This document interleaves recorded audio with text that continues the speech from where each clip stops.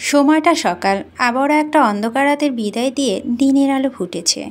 আমার সব চিন্তা, সব ভয়কে বালিশে মিশিয়ে ফেলে ঘুম থেকে উঠেছি মাত্র।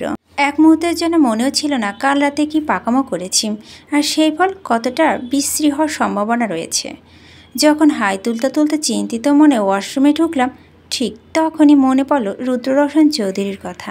আজ তো দ্বিতীয় দিন আমার অফিসের। ব্যাপার হলো কালকের মতো মনে মনে এখন একটু আনন্দ নেই, উল্টো হচ্ছে চিন্তা, ভয়ানক দুশ্চিন্তা। অফিসে তো যাবই না, যাব অগ্নিকুণ্ডের মধ্যে ঝাঁপ দিতে। কাল রাতে এক ফোঁটা ঘুমায়নি, ঘুমিয়ে বা কী করে। রুদ্ররোশনের চাঁদ বদন যেই দিন দেখেছি সেই দিন থেকে আমার ঘুম উবে গিয়েছে। এই লোক তোহার মাখন ফল, একে দেখলে খেয়ে ফেলতে ইচ্ছে করবে, একে খেলে বদহজম হবে আমি নিশ্চিত। ছি, তোহা কি ফালতু পছন্দ তোমার। মনে মনে তোহার রুচিকে গালমন্দ করে ওয়াশরুমে ছেড়ে বেরিয়ে আসলাম। আয়নার সামনে গিয়ে চুল ঝাড়ার সময় আপু এসে কফি দিয়ে গিয়েছে। আমার সাথে সাথে আপুর মুখটা বেশ চিন্তিত, অফিসে আমার ভবিষ্যতের অবগত কিনা। ঠিক 9:30 রওনা দিয়েছি। আজ আর স্কুটি নেইনি, বাবার বাইকে বাবার সাথে বেরিয়েছি। কাল রাতে বাবাকে কতটা ইমোশনাল কথা শোনানোর পর বাবা আর অমত করেনি আমার চাকরিতে। সাথে যখন কোম্পানি নাম শুনেছেন তখন হয়তো ভাবলেন আমার জন্য খারাপ হবে না। আজ তাই আমার লুকিয়ে যেতে হয়নি, সদর দরজা দিয়ে বুক ফুলে বেরিয়েছি। বাবা আমাকে অফিসের সামনে নামিয়ে দিয়ে চলে গিয়েছেন। আমি অনেক সাহস সঞ্চয় করে অফিসে ঢুকেছি। 10টা থেকে অফিস আওয়াজ শুরু হয়। আমি পৌঁছেছি 9:50-এ। অফিসের পরিবেশ এজন্যই এতটা নিরিবিলি। আমি এদিক ওদিক দেখছি, অনেকেই অনেকের সাথে গল্প জুড়েছে। কেউ কেউ নিজের ডেস্কে বসে পত্রিকা পড়ছে, কেউ মোবাইল ঘাঁটছে। এদের দেখে আমার একটু হাসি পেল। যেই না বস ঢুকবে সব একেবারে শটান হয়ে বসবে, নড়বেও না, চড়বেও না, আর তারপর শুরু করবে লাগাতার কাজ। ব্যাস, এই তো, এরই নাম অফিস। আমার অন্য কোথাও মনোযোগ তখন। হাঁটার ফাঁকে একটা শক্ত বুকের সাথে ধাক্কা লাগলো আমার, যে সে ধাক্কা ছিল না, রীতিমতো 1 হাত দূরে ছিটকে পড়ছি আমি। ভরা অফিসের মধ্যে মেঝেতে পড়া, এটা ঠিক কত বড় লজ্জা কেউ জানে। আমি ব্যথা পেয়েছি, তবে সেই দিকে আমার খেয়াল নেই। কার সাথে ধাক্কা খেয়েছি আমি সেটাও দেখিনি। আগে চেক করলাম কেউ আমায় পড়তে দেখেছে কিনা। অনেকে দেখেনি, আর যারা দেখেছেন তারা একবার দেখে আবার মন দিয়েছেন নিজের কাজে। আমি মনে মনে স্বস্তি পেলাম। ব্যথা থেকে লজ্জা আগে। ততক্ষণে কেউ একজন আমার সামনে হাত বাড়িয়ে বলল, আই এম সরি সেজতি, একদম খেয়াল করিনি আপনাকে, উঠে আসুন। ব্যথা লেগেছে? আমি দাঁত কিরমির করে আগন্তুকের দিকে তাকালাম। ধাক্কা দিয়ে দরদ প্রকাশ করার কি দরকার? সরি বললে কি ব্যথা কমবে? কিন্তু লোকটির দিকে তাকাতে রাগ হাওয়াই মিঠাইয়ের মতো চুপসে এলো। সামনে অনিল দাঁড়িয়ে, বিনা শর্তে উনি ভদ্রলোক, ওনার সাথে ক্ষোভ ছাড়ার প্রশ্নই আসে না। আমি হেসে বললাম, না সমস্যা নেই, আসলে আমি অন্যদিকে তাকিয়ে হাঁটছিলাম। অনিল বলল, সমস্যা নেই বুঝলাম, কিন্তু উঠে তো আসুন। আমি একটু ইতিহস্ত করে ওনার পেটে রাখা হাত ধরে উঠলাম। নিজেকে গুছিয়ে দাঁড়াতেই দেখলাম অনিল কেমন অদ্ভুত চোখে চেয়ে আছে। একবার আমার মুখের দিকে তাকাচ্ছে, পরের বার আমার ধরে রাখা হাতের দিকে। আমি ওর চোখ অনুসরণ করে হাতের দিকে তাকাতে তড়িৎ গতিতে হাত সরিয়ে নিলাম। কাঁধ ব্যাগটা একটু ঠেলে বললাম, ধন্যবাদ। তোহা আসেনি? না, আমি ছোট করে বললাম। ও। অনিল প্রস্তাব রাখলো, কফি খাবেন? আমি নির্দ্বিধায় উত্তর দিলাম, জি না। অনিল ভুরু কুচকে বলল, কেন? আমার সাথে বুঝি 1 কাপ কফি খাওয়া যায় না? আমি হেসে বললাম, না তা নয়, আসলে আমি দিনে 2বার কফি খাই, সকালে আর রাতে। সকালেরটা অলমোস্ট হজম হয়ে গিয়েছে, রাতেরটা বাড়িতে গিয়ে খেয়ে নেব। আপনি যান বরং। অনিল মাথা নেড়ে বলল, শিওর? না গেলে কি জোর করে নেওয়া যায়? আমাদের কথার মধ্যে একজন চেঁচিয়ে উঠল, এই বস আসছে, বস আসছে। কথাটা শোনা মাত্রই অফিসের ভিতরে ছোটোখাটো ঝড় শুরু হলো। যেই প্রান্তেই ছিল না কেন ছুটে ছুটে এসে নিজের ডেস্কে বসে পড়ল। আমি আর অনিলও বাদ পড়িনি, আমরাও গিয়ে আমাদের ডেস্কে বসলাম। দরজার দিকে তাকাতে দেখলাম রুদ্ররোশন চৌধুরী হিরোর মতো এন্ট্রি নিলেন। ব্যাপার হলো, একটু আগে অগোছালো অফিস মুহূর্তে হলো শান্ত। আমার ভাবনা থেকে এক কদম এগিয়ে এরা ডেস্কের টেবিলে ব্যাগ রেখে আমি আবার পিছু ঘুরলাম। রুদ্র এক হাতে পকেটে ঢুকিয়ে হাসছে, একদম সোজা তার দৃষ্টি। আশেপাশে যে যতই দাঁড়িয়ে সালাম দিক না কেন, রাক্ষসটা তার উত্তর অব্দি দিচ্ছে না। এমন ভাব যেন কানে শোনে না উনি, পাত্তা দেয় না কাউকে। এত ভঙ্গি নিয়ে তো সিনেমা হিরোরাও হাঁটে না। আমার মেজাজ অকারণে খারাপ হলো। এই লোকের কিচ্ছু দেখতে মন চায় না, সহ্য হয় না একে আমার। বিরক্ত সময় চোখ ঘুরিয়ে অন্যদিকে তাকিয়ে রইলাম, কিন্তু আমি যে এখানকার কর্মচারী, বসের উপর রাগ থাকা আমার শোভা পায় না। বিষয়টা হাড়ে হাড়ে বুঝলাম তখন, যখন কেউ আমার ডেস্কের টেবিলে জোরে বাড়ি দিল। আমি চমকে তাকালাম, এর থেকেও অধিক চমকালাম যখন দেখলাম লোকটা রুদ্র রোশন স্বয়ং নিজেই। আমি তাকাতে উনি শক্ত কণ্ঠে বললেন, স্ট্যান্ড আপ। আমি বিনা বাক্যে ব্যয় উঠে দাঁড়াই। উনি শান্ত অথচ কড়া কণ্ঠে বললেন, প্রত্যেকটা অফিসের কিছু রুলস আছে। সিনিয়র যখন আপনাকে পাস করবে তখন তাকে দাঁড়িয়ে সম্মান জানাতে হয়। আর আমি তো সেখানে এই অফিসের জন্মদাতা। আমাকে দেখো এভাবে বসে থাকার সাহস কোথায় পেলেন আপনি? আমি ভ্যাকাচাকা খেয়ে যাই। 1 মিনিটের যেন অন্যদিকে তাকিয়ে কেস খেয়ে গেলাম। একটু চারপাশের চোখ বোলাতে দেখলাম সবাই আমার দিকে হা করে তাকিয়ে আছে। কি জঘন্য! এই তো একটু আগে ধপাস করে নিচে পড়ছিলাম, কেউ তো তাকাসনি। এখন এভাবে দেখার কি হলো? আমার মৌনতা রুদ্রর পছন্দ হয়নি। উনি ক্ষুদ্র কণ্ঠে শুধালেন, আপনি কি আদৌ ভদ্রতা জ্ঞান আছে, নাকি হেলতে দুলতে চলে এসেছেন অফিসের জন্য? আমি কোনো কথা বাড়াতে চাইলাম না, বাড়িয়ে লাভও নেই। জোরজার মুল্লুকটা তাই হবে। আস্তে করে বললাম, সরি, আর হবে না। উনি এবার অন্য হাতটা পকেটে গুজে বললেন, রুদ্র রোশন চৌধুরী অফিসে একই ভুল বারবার হয় না।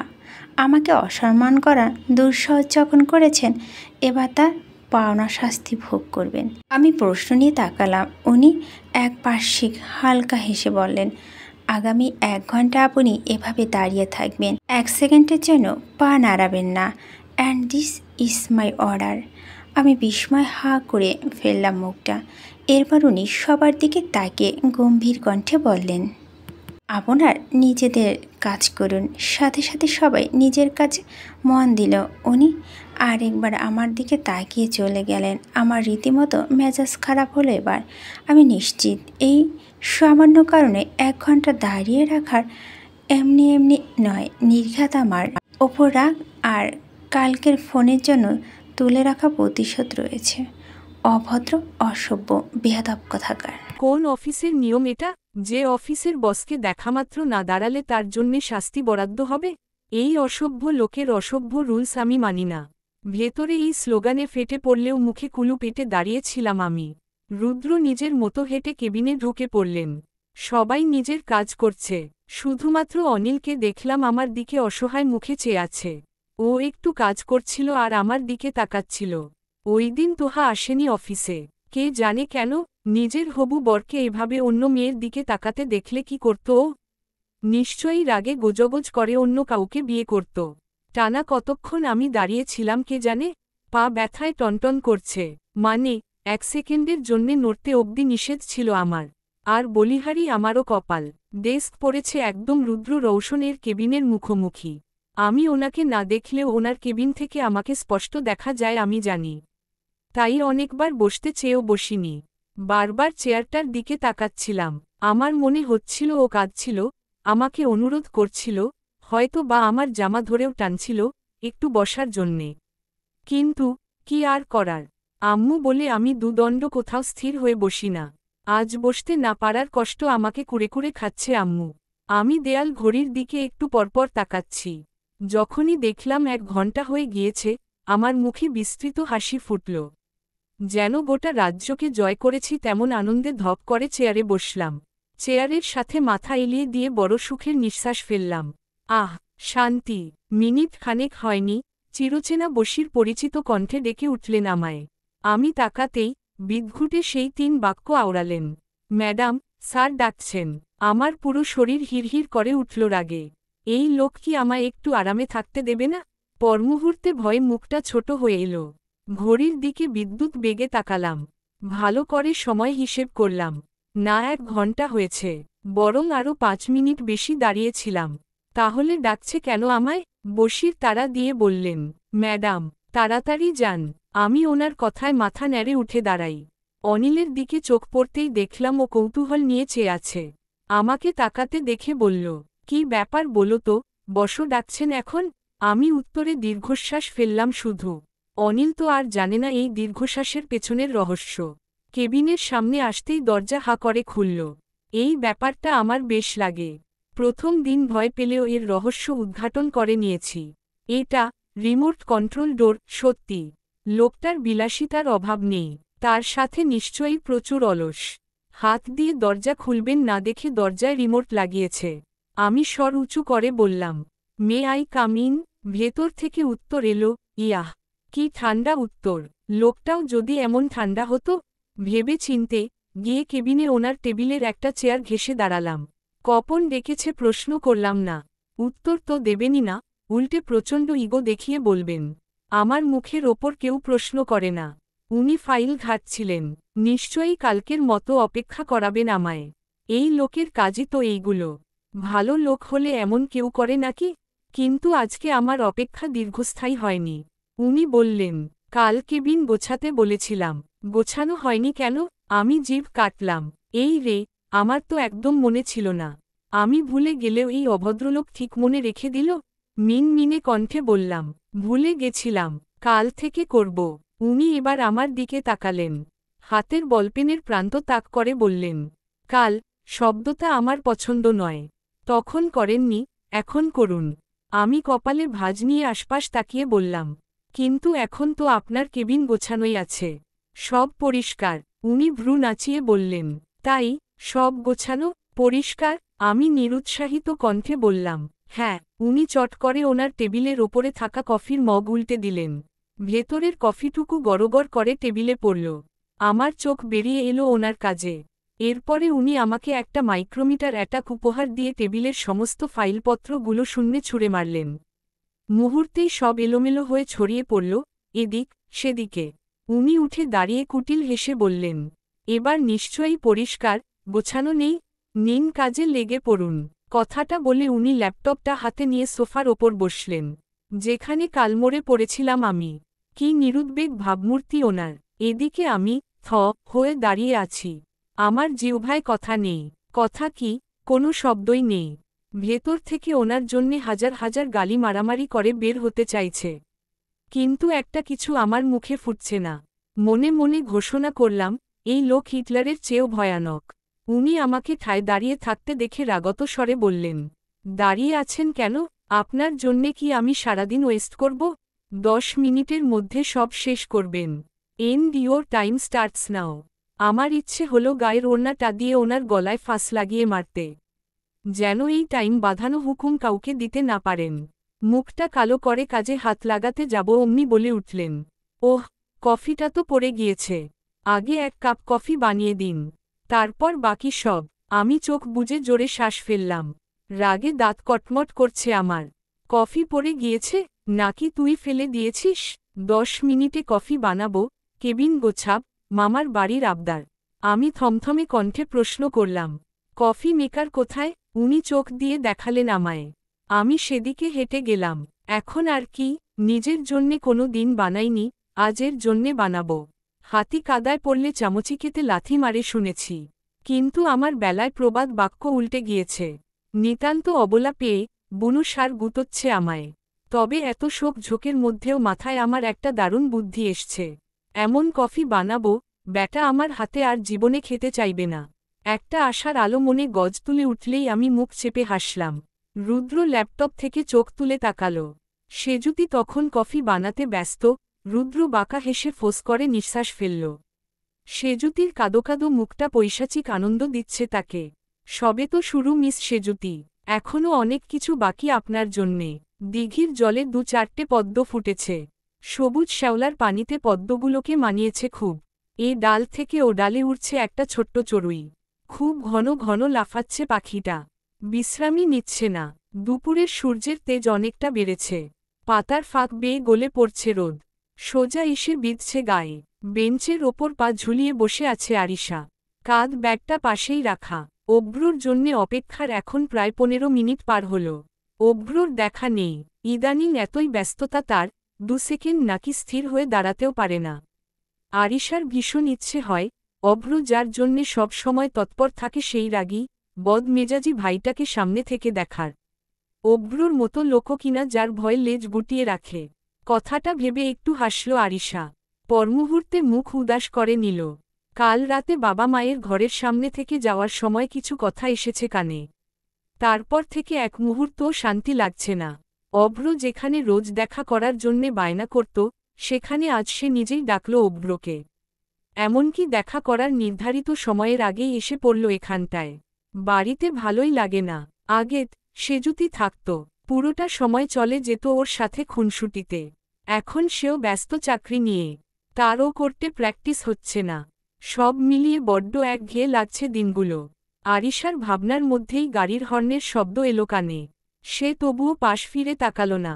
পার্কের মধ্যে কত শত মানুষ, হবে তো কেউ একজন। কিন্তু গাড়ি থেকে নেমে এলো অভ্র। দ্রুত পায়ে হেঁটে এসেই বসল আরিশার পাশের জায়গায়। আরিশা তাকাল। অভ্র প্রসারিত হেসে হাতে থাকা বেলি ফুলগুলো এগিয়ে দিল ওর দিকে। আরিশার প্রিয় ফুল বেলি, অভ্রর আনতে কোনো দিন ভুল হয় না। আরিশা তাকাতেই 2 ভ্রু উঁচু করল অভ্র। আরিশা মুচকি হেসে ফুলগুলো নিয়ে চোখ নামিয়ে আবার তাকাল। অভ্র আরও এগিয়ে বসল আরিশার দিকে, হাতের ওপর হাত রাখল। সামনে ফুটে থাকা পদ্মগুলোর দিকে তাকিয়ে বলল, আজ এই অধমের প্রতি দয়া হলো কি করে? অন্যদিন তো বলে বলেও বাসা থেকে বের করতে পারি না। আরিশার হাসিটা একটু কমে এলো। ছোট্ট নিঃশ্বাস ফেলে বলল, জরুরি কথা আছে, খুব জরুরি। অভ্র পাশ ফিরল, ভ্রু কুঁচকে বলল, তাই কি কথা? কথা তো সব সময় ফোনে বলতে চাও। সিরিয়াস কিছু? আরিশা, হ্যাঁ, বোধক মাথা নাড়তেই অভ্রর মুখ খানিক সিরিয়াস হয়ে এলো। আরিশার মুখ দেখে নরমাল লাগছে না। সেজুতি যেমন ছোটখাটো বিষয় নিয়েও মজা করে, আরিশা তেমন নয়। সেজুতি যতটা ছেলেমানুয়, চঞ্চল, আরিশা ততটাই ম্যাচিওর। অভ্র, বাবা আমার বিয়ে ঠিক করেছেন। আরিশার ছোট্ট কথায় চমকে উঠল অভ্র। কপালে ভাঁজ নিয়ে বলল, বিয়ে ঠিক করেছেন মানে? তোমার বিয়ে উনি কি করে ঠিক করবেন? আরিশা বিরক্তি নিয়ে বলল, কি করে ঠিক করবেন মানে কি?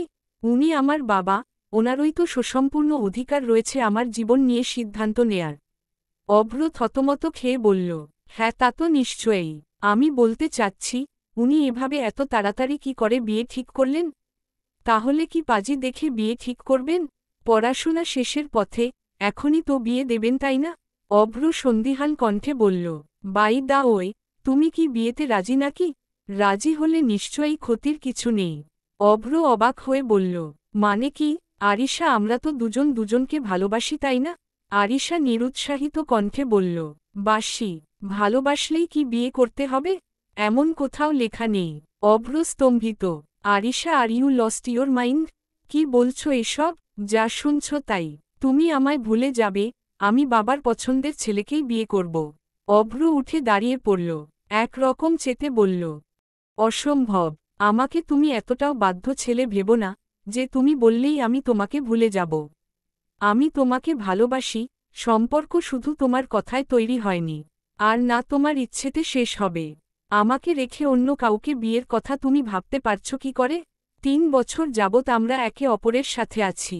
মাঝখানে তোমার বাবা বিয়ে ঠিক করলেই সব শেষ করে দিতে হবে? মগের মুল্লুক নাকি? আরিশাও উঠে দাঁড়াল। তো কি করবেন আমার বাবা? মেয়ে বড় হয়েছে, তার বিয়ের সম্বন্ধ দেখবেন না? এখন সব দোষ আমার বাবার হয়ে গেল?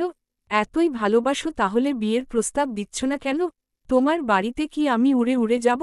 অভ্র সতর্ক চোখে তাকিয়ে বলল। এর মানে? আরিশা ঠোঁট উল্টে রাগ দেখিয়ে বলল, 3 বছর হয়ে গিয়েছে, এখন অবধি একবারও বিয়ের কথা তুলতে দেখিনি। কখনো শুনিনি বাবার কাছে বিয়ের প্রস্তাব পাঠানোর কথা। সে আবার হুমকি ধামকি দিতে আসছে আমাকে। আমি কি সারা জীবন আইবুড়ো বসে থাকব? উনি কবে সময় পাবেন, বিয়ে করতে আসবেন, আমাকে ততদিন অপেক্ষা করতে হবে। আমি অপেক্ষা করলেও কি আমার পরিবার করতে চাইবে? এরপর আমার একটা ছোট বোন আছে, ওরও তো বিয়ে দিতে হবে। অভ্র নম্র কণ্ঠে বলল, তুমি তো কখনো বলনি বিয়ের প্রস্তাব পাঠাতে। আরিশা ফুঁসে উঠে বলল, আমি বলবো মানে? আমি নিজে বলবো? নিজের বিয়ের প্রস্তাবের কথা? কেন আমার লজ্জা নেই? বিয়ের কথা আগে ছেলেদের বলতে হয়। অভ্র হেসে ফেলল এবার, ভ্রু নাচিয়ে বলল, তার মানে আমার আরও রানীর ইচ্ছে আমি তার বাবার কাছে বিয়ের প্রস্তাব নিয়ে যাব? এই তো। আরিশা মুখ ভেঙচিয়ে অন্যদিকে তাকাল। অভ্র বলল, এই সামান্য কথাটা না বুঝতে পারার জন্যে হাত জোর করে ক্ষমা চাচ্ছি ম্যাডাম। এমন আর হবে না। অভ্র হাত জোর করতেই আরিশা হাত ধরে বলল, থাক, আর ঢং করতে হবে না। কাল রবিবার, বাবা বাসায় থাকবেন। এরপরের কথাগুলোও নিশ্চয়ই বলে দিতে হবে না? অভ্র দুদিকে মাথা নেড়ে বলল, না না, আমি ঠিক বুঝেছি। অভ্র আরিশার দুকাঁধের ওপর হাত মেলে দিয়ে বলল, কাল ভাইকে নিয়েই আমি তোমাদের বাড়িতে যাব। তোমাকে হাত পেতে চাইব আঙ্কেলের কাছে। চলবে তো? আরিশা লাজুক হেসে মাথা নুইয়ে বলল, দৌড়বে। অভ্র খানিক সময় চেয়ে থেকে ভ্রু কুঁচকে বলল, তাহলে তোমার বাবার ঠিক করা পাত্রের কি হবে? আরিশা অভ্রর শার্টের বোতাম খোঁচাতে খোঁচাতে বলল, ওটা আমি এমনি বলেছি, তোমাকে ভয় দেখাতে। বাবা কোনো ছেলেকেই ঠিক করেননি। অভ্র ভোরকে বলল, তাহলে? কাল রাতে বাবা আম্মুকে বলছিল আমার বিয়ে নিয়ে ভাবছেন উনি। আম্মু যেন আমাকে জিজ্ঞেস করেন আমি কাউকে পছন্দ করি কিনা। থাকলে কথা বলবেন, আর না থাকলে উনিই পাত্র দেখবেন। অভ্র চোখ বড় করে বলল, তার মানে আমাকে চেক করছিলে? আরিশা ঠোঁট চেপে হেসে মাথা দোলাতেই অভ্র নাক ফুলিয়ে বলল, জঘন্য মজা আরিশা।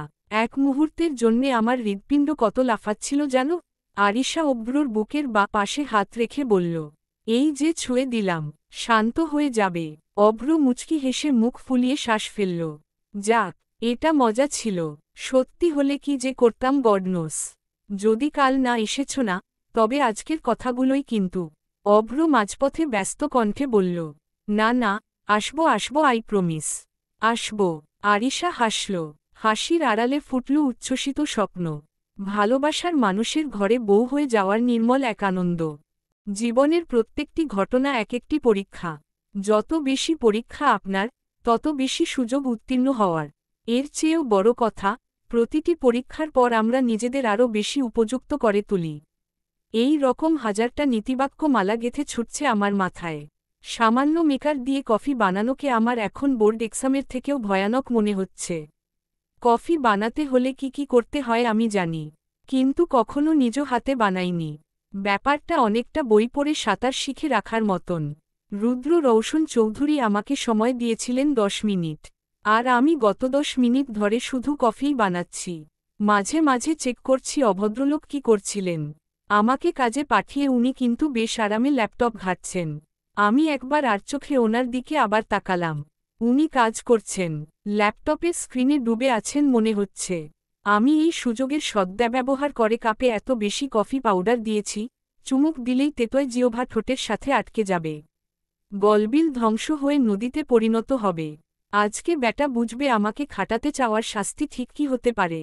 কফি বানিয়ে ওনার দিকে হেলেদুলে এগিয়ে গেলাম। মগটা বাড়িয়ে দিয়ে বললাম, নিন ধরুন, আপনার কফি। উনি একবার চোখ তুলে শুধু আমাকে দেখলেন।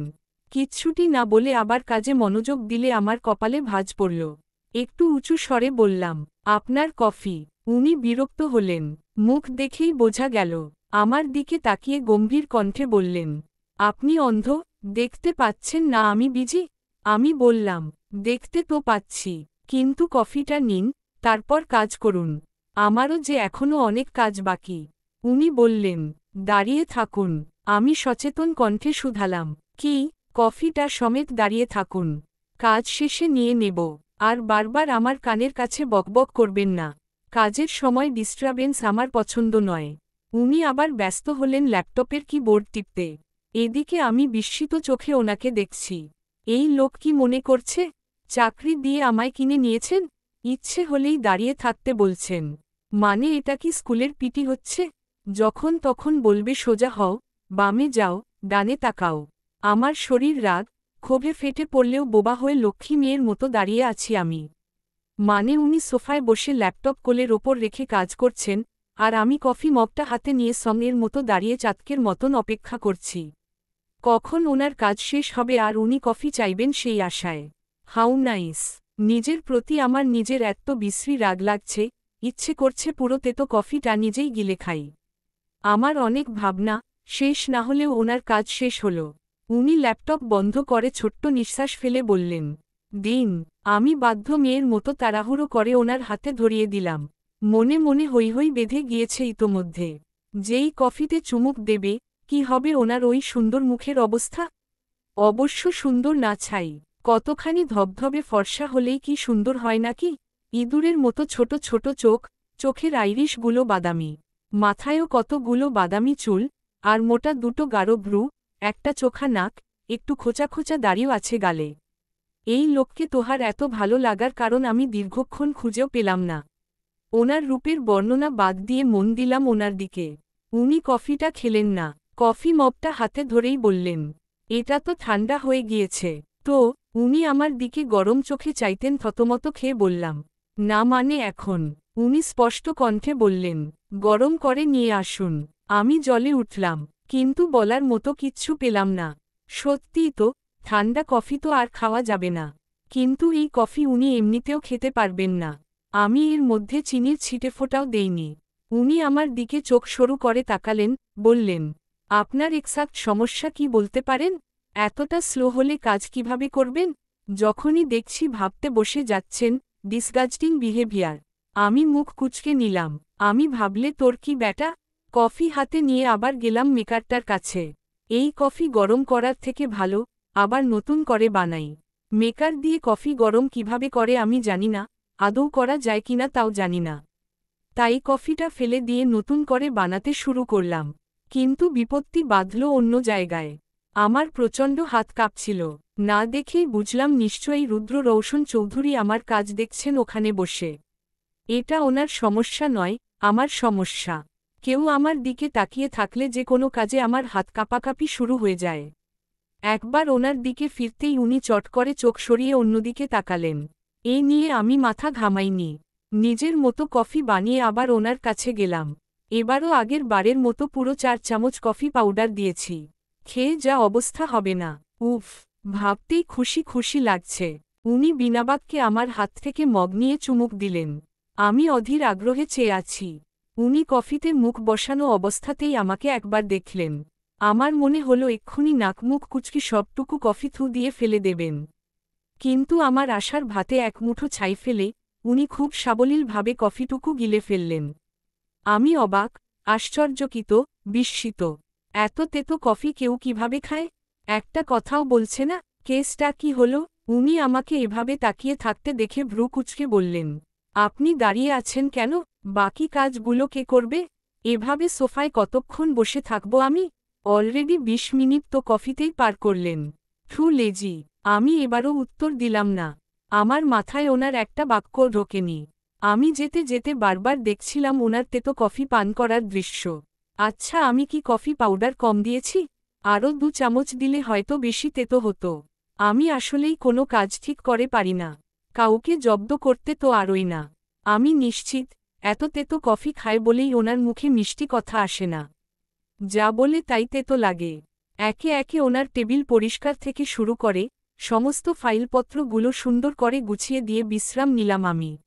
এইটুকু কাজেই আমি হাঁপিয়ে গেছি। এসি চললেও কপালে ঘাম জমেছে। খুব ভালো করে বুঝলাম, আসলে আমি কতটা কাজের। আমার পরিবারই ঠিক বলে আমার কাজের বহরে কপালে সুপাত্র জুটবে না। আমি সব গুছিয়ে ওনার দিকে ফিরলাম। একটা লম্বা শ্বাস টেনে বললাম, শেষ। উনি আমার দিকে তাকালেন, চোখের ইশারায় বললেন, চলে যেতে। আমাকে আর কে পায়? এই এক কথায় ছুটে বেরিয়ে যাওয়ার পথে উনি পিছন থেকে ডেকে উঠলেন হঠাৎ। সঙ্গে সঙ্গে দাঁড়িয়ে পড়লাম আমি। প্রশ্ন সমেত ফিরে চাইলে দেখলাম উনি উঠে দাঁড়ালেন। পরপরই এগিয়ে এলেন আমার দিকে। ক্ষুদ্র চোখের ঠান্ডা ঠান্ডা দৃষ্টি, বাদামি বর্ণের নেত্রযুগল বিভ্রান্ত করল আমাকে। ওনাকে এগোতে দেখেই ঘাবড়ে গেলাম। তাকানোর ধরন দেখে ঘটনা সুবিধের লাগছে না আমার। শুধু মনে হলো আমাকে পেছাতে হবে। আমি ত্রস্ত পা বাড়াই পেছনে। উনি এগোচ্ছেন, আমি পেছাচ্ছি। ওনার কেবিন অনেকটা সিঁড়ির মতন। একেবারে উঁচু ধাপে ওনার টেবিল, সোফা এগুলো রাখা। আর নিচের ধাপে রাখা ছিল কটা ফুলের টব সাথে অন্যান্য আসবাব। পিছিয়ে আসার এক পর্যায়ে আমার পা দুটো নিচের ধাপের একটু ওপরে এসে থামল।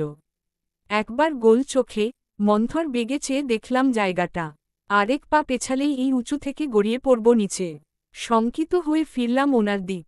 খুব করে চাইলাম উনি যাতে না এগোয়, কিন্তু অবাধ্য রুদ্র রৌশন চৌধুরী শুনলেন না। অন্য পা সামনে বাড়াতেই সরতে গেলাম আমি।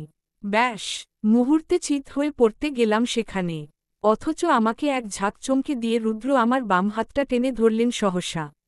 আমি হকচকিয়ে দেখলাম ওনাকে, পরপর পেছনে। এই মুহূর্তে হাওয়ায় হেলে আছি আমি, আর উনি আমার হাত ধরে টানটান হয়ে দাঁড়িয়ে। মধ্যকার দূরত্ব অনেক। আমি ঢোক গিললাম। ওপরে চুপ রইলেও ভেতরে আর্তনাদ করলাম, প্লিজ আমাকে ছাড়বেন না। আমার চোখে মুখের আতঙ্ক, অনুরোধ হয়তো ভেসে উঠল চেহারায়।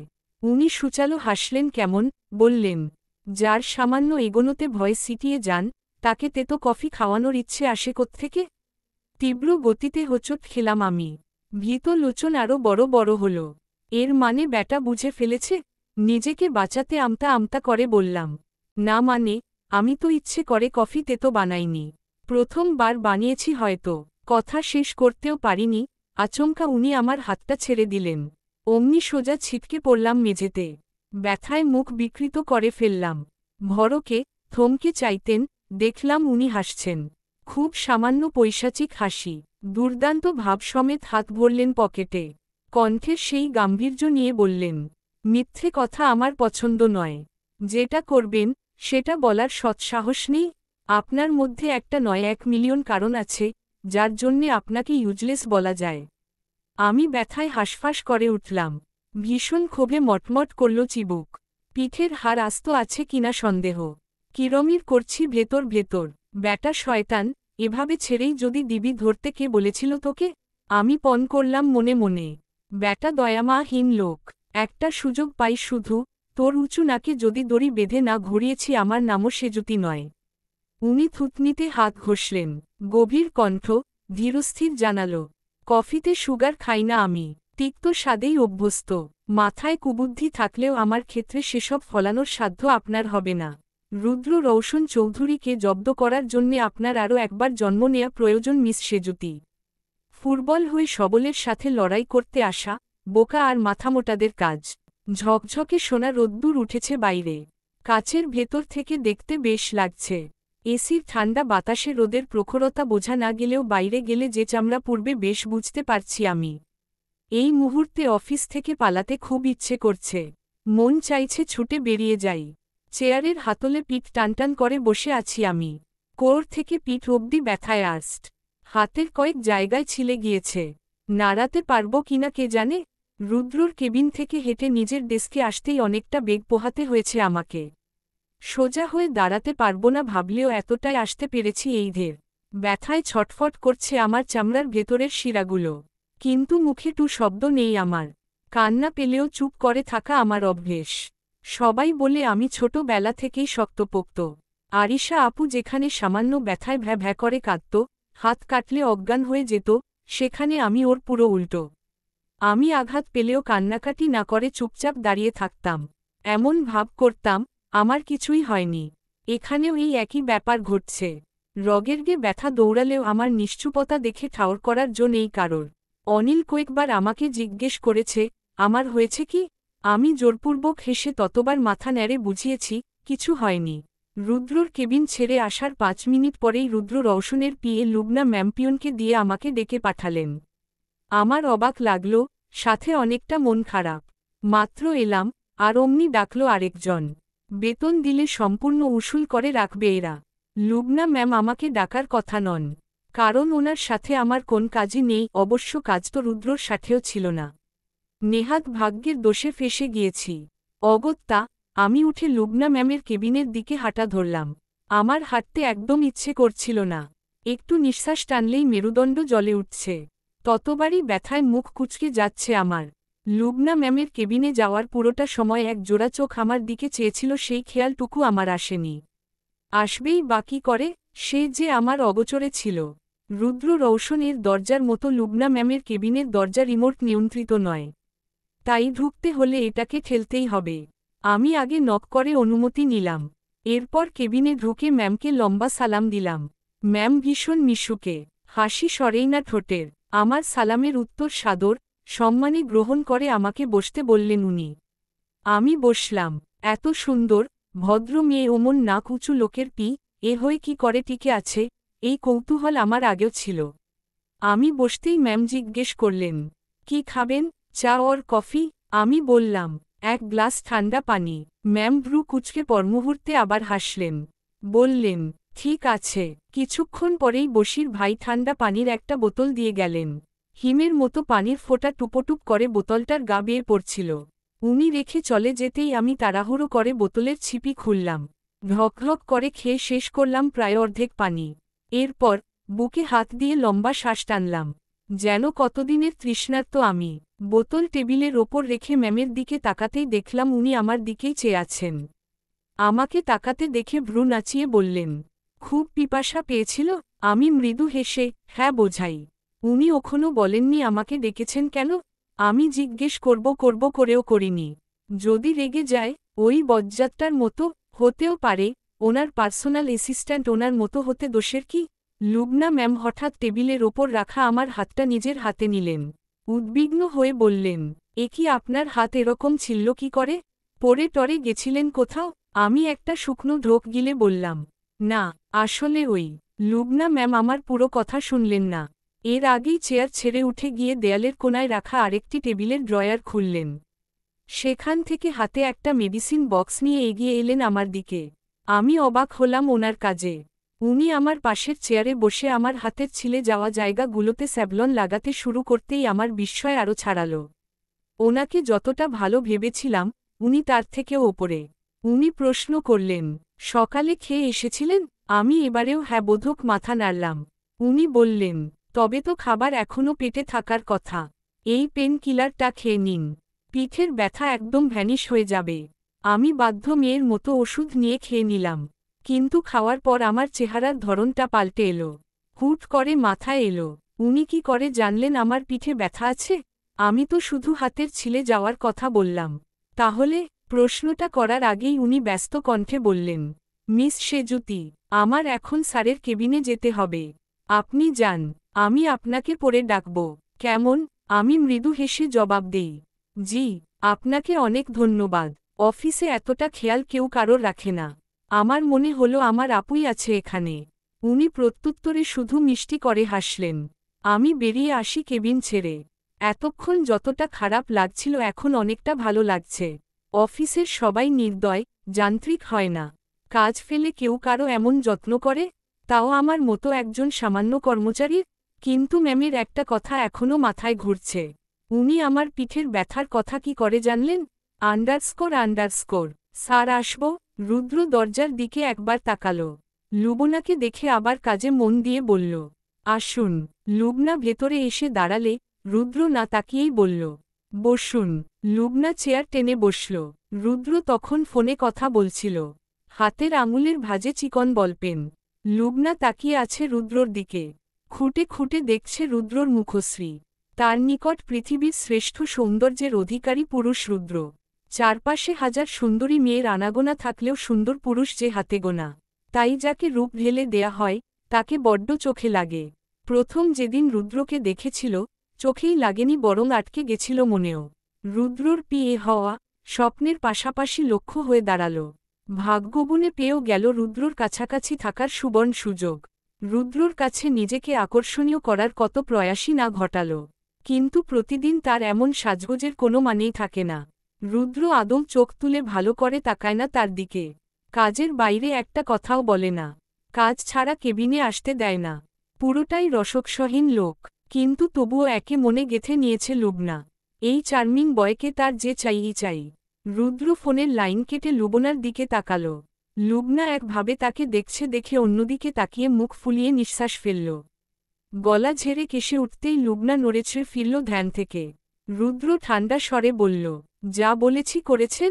জি স্যার। আর কোনো সমস্যা নেই? No sir. রুদ্র একটু ভেবে বলল, ওকে, আপনি আরেকবার গিয়ে জিজ্ঞেস করবেন কোনো প্রবলেম আছে কিনা। তারপর আমাকে ইনফর্ম করবেন। যান। লুবনার অদ্ভুত লাগল। কৌতূহলের পোকা কিলবিল করতে শুরু করল মাথায়। নিজেকে দমাতে না পেরে প্রশ্ন ছুড়ল, স্যার, একটা কথা বলতে পারি? বলুন। লুবনা চোখে মুখে বিস্তর জিজ্ঞাসা নিয়ে বলল, স্যার, আপনি একজন সামান্য এমপ্লয়ি নিয়ে এত ভাবছেন? কে না কে কোথায় ব্যথা পেল না পেল সেসব নিয়ে আপনার এত চিন্তা? আমি সত্যিই সারপ্রাইজড হচ্ছি স্যার। একজন সেকশনের কর্মচারী নিয়ে এত ভাবা কি আপনার সাজে? রুদ্র খানিকক্ষণ চোখ সরু করে চেয়ে থেকে বলল, মিস লুবনা, আমার কি সাজে, কি সাজে না, সেই জ্ঞান আপনার থেকে নিশ্চয়ই নিতে হবে না? লুবনা মুখ ছোট করে বলল, না মানে স্যার আমি আসলে সেভাবে বলতে চাইনি। রুদ্র কোরা কণ্ঠে বলল, আপনি কি বলতে চেয়েছেন আমাকে বোঝানোর দরকারও নেই। আপনাকে যেটা বলা হয়েছে করুন। গো। লুবনা ছোট্ট নিঃশ্বাস ফেলে বলল, ওকে স্যার। কেবিনে এসে চেয়ারের ওপর ধরাম করে বসল লুবনা। রাগে হিসুইস করছে গা। এই লোক নিজেকে কি ভাবে কে জানে? অহংকারের সীমা নেই, কখনো ভালো করে একটা কথা বলে না। তার মতো সুন্দরী মেয়ের জন্যে যেখানে ছেলেদের লাইন লেগে যায়। এই তো এই অফিসেই কত লোক তার পেছনে পড়ে থাকে, সেই হয় তাদের আলোচনার মুখ্য বস্তু। অথচ এই রুদ্র রৌশন চৌধুরী সব সময় কেমন ঠান্ডা চোখে তাকিয়ে থাকেন। না আছে কোনো অনুভূতি না কোনো রকম ভাবান্তর। ভ্রক্ষেপই করেন না, যখনই দেখবে নাকমুখ কুঁচকে তাকাবে। সুন্দরী মেয়ে দেখলে যে চোখের ভাষা বদলাতে হয়, নম্র দৃষ্টিতে তাকাতে হয়, সেটুকু তাকে শেখায়নি কেউ। নেহাত ভালোবাসে লোকটাকে, না হলে এই চাকরির ধার সে ধারত নাকি? এমন কত চাকরি লুটোপুটি খায় তার কাছে। সে যাই হোক, এই অহংকারী বদমেজাজি লোককে তো সে বাগে এনেই ছাড়বে। যতই তেজ দেখাক না কেন, ফাঁদে তো ফেলবেই ফেলবে। কিন্তু একটা ব্যাপার জানতে হচ্ছে, এই নতুন মেয়েটার সাথে রুদ্রর কি কানেকশন? মেয়েটা আজ প্রায় 2 ঘন্টা ওর কেবিনে ছিল। এসে থেকে নিজের ডেস্কের চেয়ে রুদ্রর কেবিনেই বেশি দেখা যায়। সেদিন রুদ্রর কেবিনের সোফায় অজ্ঞান পড়ে থাকতে দেখল। বিষয়টা নর্মাল ভাবলেও আজকের ব্যাপারটা ভাবাচ্ছে খুব। ওই মেয়ের ব্যথা নিয়ে রুদ্রর কনসার্ন হওয়া তো সাধারণ মনে হচ্ছে না। সব কিছুর পেছনে কেমন রহস্য গন্ধ। না, এর একটা বিহিত করতে হচ্ছে। ওই মেয়েকে রুদ্রর আশেপাশে বেশি ঘিসতে দেয়া যাবে না। পাখি তবে হাতে আসার আগেই হাতছাড়া হতে পারে। _______। একটা বিষয় খুব অদ্ভুত। সেই সকালের পর রুদ্র রৌশন আমাকে আর ওনার কেবিনে ডাকেননি। তবে বশির ভাইকে দিয়ে একটা লম্বা লিস্ট ধরিয়ে দিয়েছিলেন। ওনার কি কি কাজ, কখন কখন করতে হবে আমাকে তার বিস্তর নির্দেশনা। সেই হিসেব মতো উনি দিনে 4 বার কফি খান, আর ওনার লাঞ্চ, বিকেলের স্ন্যাক্স ওনার ফাইলপত্র এগিয়ে দেয়া সব ছিল। আমি ভয়ে জোরসো হয়ে থাকলেও ওনার হয়তো আমাকে আর কাজে দরকার পড়েনি। তাই আজ বেঁচে গেছি, আর ভাগ্য ভালো বলে ধরে নিলাম। তাতে কি, কাল তো তার বাঁচব না। কাল থেকে আবার সেই কাজ। যন্ত্রণা, এ মহা যন্ত্রণা। রাত 8টায় অফিস ছুটি হল। আমি এখন অফিসের বাইরে দাঁড়িয়ে আছি। বাবার আমাকে নিতে আসার কথা থাকলেও বাবা আসেননি। ফোন করে জানালেন তার খুব দরকারি কাজ পড়ে যাওয়ায় বাড়ি যেতে 1:30টা নাগাদ বাজবে। আমি তো আর অতক্ষণ অপেক্ষা করতে পারব না। তাই ভাবলাম বাসে করে চলে যাব। আমি স্ক্রুটিও আনিনি আর আজ অভ্র ভাইয়াও অফিসে আসেননি যে ওনাকে বলবো একটু পৌঁছে দিতে। লুবনা ম্যামের দেয়া ওষুধ খেয়ে ব্যথা পুরোপুরি না কমলেও অনেকটা কমেছে, অন্তত সহনীয় পর্যায়ে। কিন্তু আমার প্রচুর আলসেমি লাগছে। এখন গিয়ে স্ট্যান্ডে দাঁড়ানো, তারপর বাসের জন্যে অপেক্ষা করা, বাস থেকে নেমে আবার রিকশা করে বাসায় যাওয়া। গোটা ব্যাপারটাকে যুদ্ধ মনে হচ্ছে। ইস, মানুষের 2টো পাখা থাকলে কি ভালোই না হতো, উড়ে উড়ে যেতে পারতাম। আমি মন খারাপ করে হাঁটতে শুরু করলাম। বাবাও না, কেন যে বাবার কথা শুনে স্ক্রুটার রেখে এলাম। হঠাৎ বাইকের হর্নের শব্দে পেছনে তাকালাম আমি। অনিল স্লো স্পিডে বাইক চালিয়ে আমার সামনে এসে থামল। ভ্রু কুঁচকে বলল, আপনার স্ক্রুটার কই? হেঁটে যাচ্ছেন যে? আজ বাবার সাথে এসেছিলাম তো, তাই আর আনা হয়নি। অনিল ছোট করে বলল, ওহ, এখন কিভাবে যাবেন? কেন বাসে করে?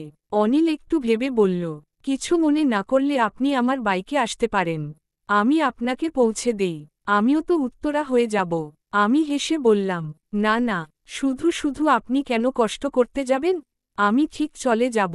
অনিল বলল, আমিও জানি আপনি যেতে পারবেন। কিন্তু এখন যদি তোহা হতো, ও কি আপনাকে এভাবে একা ছাড়ত? রাস্তাঘাটের অবস্থা ভালো নয় এখন। আপনি আসুন। অনিলের শেষ কথাটা ভাবালো আমায়। ঠিকই বলেছে, এখন রাস্তাঘাট খুবই সংকটে। যখন তখন যা কিছু হচ্ছে। পত্রিকায় কত শত ধর্ষণের খবর। কিন্তু অনিলও যে আমার পুরোপুরি পরিচিত তাও তো নয়। ওর সাথে যাওয়া কি ঠিক হবে? আমাকে ভাবতে দেখে অনিল আশ্বাস দিয়ে বলল, এত ভাবার কিছু নেই সেজুতি, উপকার করতেই এসেছি, আর খুব বেশি সন্দেহ হলে বরং থাক। আমি ব্যস্ত কণ্ঠে বললাম, না আসলে আমি সেটা ভাবছি না। ঠিক আছে চলুন। আমি অনিলের বাইকে উঠলাম, নিজেকে ঠিকঠাক করে বসে বললাম, চলুন। অনিল বাইক স্টার্ট করতেই আমি ঝুঁকে পড়লাম ওর দিকে, তাড়াহুড়োয় ওর কাঁধে হাত রেখে শক্ত করে ধরলাম। অনিলের বাইক চলতে শুরু করল। ব্যাপারটা আমার জন্যে খারাপ হয়নি। এই মুহূর্তে বাসে যেতে একদম ভালো লাগছিল না। ও আশায় সুবিধেই হয়েছে। হঠাৎ অনিল প্রশ্ন করল, সেজুতি, আমি আপনাকে তুমি করে বলতে পারি? আসলে আমরা একই অফিসে কাজ করছি, ডেস্কটাও পাশাপাশি, বলা তো যাই তাই না? আমি নিরুদ্বেগ কণ্ঠে বললাম, বলুন না, সমস্যা নেই। অনিল বলল, আমি একা বললে কি ভালো লাগবে? তুমিও বলো। আচ্ছা। এরপর চুপ করে গেলাম দুজনেই। অনিল আবার বলল, তোমার বয়ফ্রেন্ড আছে? আমি ভ্রু কুঁচকে বললাম, বাবা, এত কিছু রেখে সোজা বয়ফ্রেন্ড কেন? অনিল উদ্বেগ নিয়ে বলল, না আসলে মা বাবা ভাই বোন এগুলো তো থাকবেই, এটাই ইউনিক বস্তু কিনা, তাই আর কি। আছে। আমি ফোঁস করে নিঃশ্বাস ফেলে বললাম, তা নেই। আর হবে কিনা তাও জানি না। কেন? আমি মনে মনে বললাম, আপু থাকতে আমার আর প্রেম হবে না, শুনলেই আম্মুর কানে চলে যাবে, আর আম্মু ডালোঘুটুনি দিয়ে ধোলাই করবে আমায়। আমারই কপাল আসলে। ২০ ছেড়ে ২১-এ পা দিলাম, একটা প্রেমের মুখ দেখলাম না। আমাকে চুপ দেখে অনিল ব্যস্ত কণ্ঠে বলল, কি হলো, বললে না? আমি আস্তে করে বললাম, এমনি, প্রস্তুত নই ওসবের জন্যে, আগে নিজেকে সামলাই পরে বয়ফ্রেন্ড নিয়ে ভাবব। আমি কথাটা শেষ করা মাত্রই দেখলাম আমাদের পাশ ঘেঁষে একটা কালো গাড়ি চলছে। গাড়িটা চিনতে একটুও ভুল হয়নি আমার। চেনার সুবিধা আরও বেশি ছিল কারণ আজকে গাড়ির পেছনের কাচ তোলা নেই। রুদ্র রওশনের ঘাড়সহ মাথাটুকু স্পষ্ট দেখা যাচ্ছে। হঠাৎ উনি চোখ তুললেন এদিকে। আমাদের দুজনকে দেখে চিনতে পেরেছেন কিনা কে জানে, তবে খুব অদ্ভুত দৃষ্টিতে তাকালেন, ভ্রুতে ২-৩টে ভাঁজ।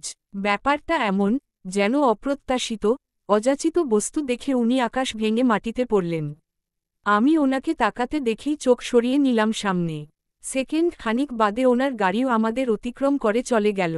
সামনে যেতেই অনিল কৌতূহলী কণ্ঠে বলল, বসের গাড়ি ছিল না ওটা? হ্যাঁ। আমাদের দেখেছে কি জানি না। ওনার কথা বাদ দাও। তোহা আজ এলো না কেন? অফিসের দ্বিতীয় দিনেই ছুটি? অনিল দীর্ঘশ্বাস ফেলে বলল, আসলে ওর বাবার শরীর ভালো যাচ্ছে না, আজ নাকি সিঁড়ি থেকে পড়ে গেছিলেন।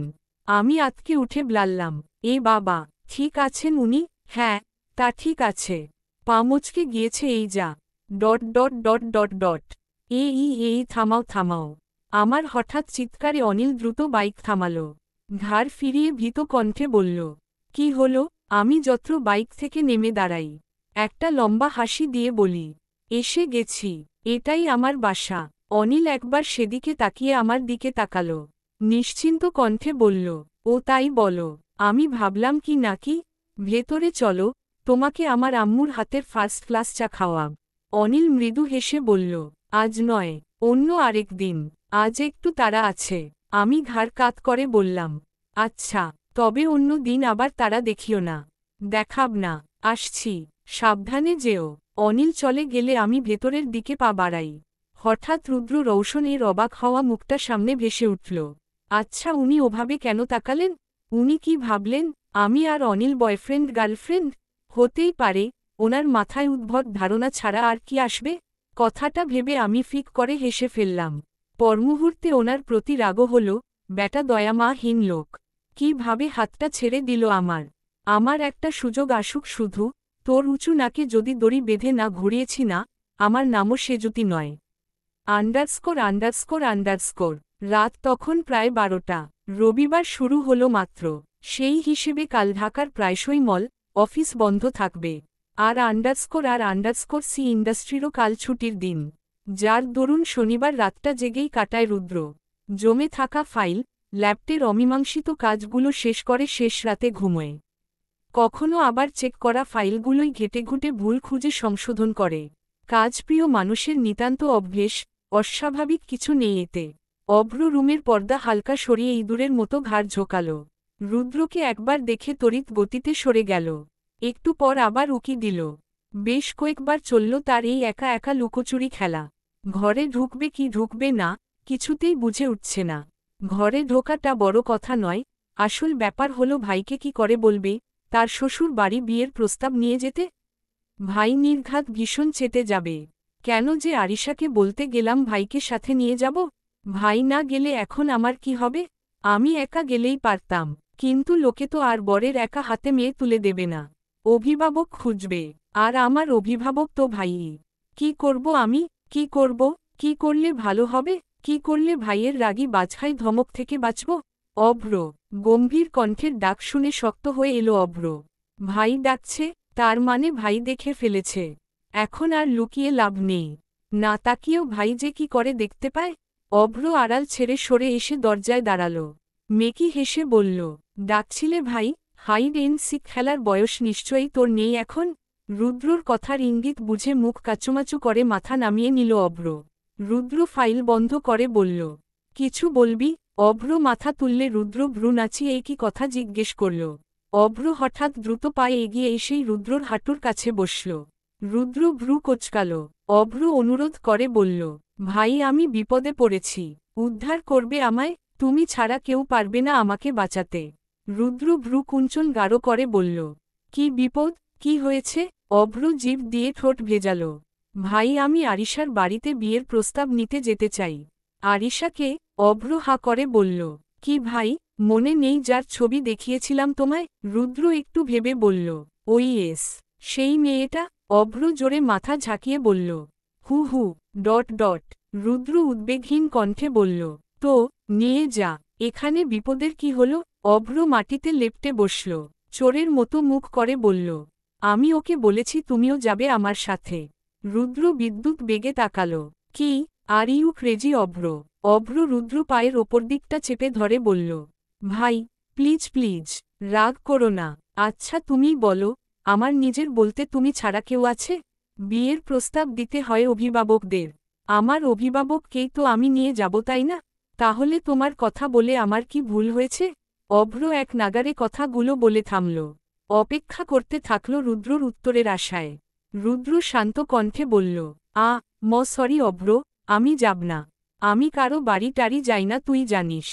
আর এসব বিয়ের প্রস্তাব, এসব তো আমি নিজেই বুঝি না। আমি কি করে?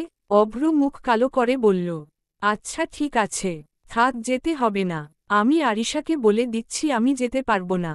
ওর যাকে ইচ্ছে বিয়ে করে নিক। অভ্র উঠে চলে যেতে নিলে রুদ্র হাত টেনে ধরল ওর। অভ্র তাকাল। রুদ্র ওর দিকে না তাকিয়েই বলল, কখন যেতে হবে? অভ্রর ফ্যাকাশে মুখ মুহূর্তেই উচ্ছল হয়ে এলো। খুশি খুশি কণ্ঠে বলল, ভাই তুমি যাবে? রুদ্র ছোট্ট নিঃশ্বাস ফেলে বলল, ইমোশনাল ব্ল্যাকমেইল করছিস? না গিয়ে উপায় আছে? অভ্র ঝড়ের বেগে রুদ্রকে ঝাপটে ধরল। ও থ্যাংক ইউ ভাই, থ্যাংক ইউ সো মাচ। রুদ্র গম্ভীর কণ্ঠে বলল, ছাড়। অভ্র ছাড়তেই রুদ্র কোচকানোটি শার্ট ঠিকঠাক করল। অভ্র আস্তে করে বলল, সরি আসলে এক্সাইটমেন্টে। রুদ্র ঠান্ডা স্বরে বলল, ঘুমোতে যা। অভ্র মাথা নেড়ে রুম থেকে বের হয়। খুশিতে টগবগ করছে ভেতরটা। রুদ্রর ঘর ছেড়ে বেরিয়ে দৌড়ে নিজের ঘরের দিকে যায়। যেতে যেতে উচ্ছ্বসিত কণ্ঠে বলে, Arisha baby, I will come soon. Rudra অভ্রর যাওয়ার দিক থেকে চোখ সরিয়ে ফাইলের দিকে তাকায়। বিড়বিড় করে বলে, পাগল, বড় আর হল না। রুদ্র আবার মন দিল ফাইল ঘাটায়। হুট করে মাথায় এলো সেজুতির কথা। সেজুতির পরে যাওয়ার দৃশ্যটা মনে পড়লে খারাপ লাগছে। তার ইন্টেনশন মেয়েটাকে ব্যথা দেয়া ছিল না। নেহাত মিথ্যে বলল, মিথ্যে তার একদম সহ্য হয় না। এই মিথ্যের জন্যে তার বাবা হারিয়েছে। আর মা, সে থেকেও নেই। রুদ্রর চোখ ভরে উঠল। নিজেকে যত্র সামলে চোখ মুছে আবার ফাইলে চোখ রাখল। তখন আবার মনে পড়ল সেজুতির অনিলের বাইকে যাওয়ার দৃশ্য। রুদ্র কপাল কোচকাল। কে ছিল ছেলেটা? বয়ফ্রেন্ড? পিচ্ছি মেয়ে, কাজ ঠিকঠাক না পারলেও একটা বয়ফ্রেন্ড ঠিকই জুটিয়ে নিয়েছে।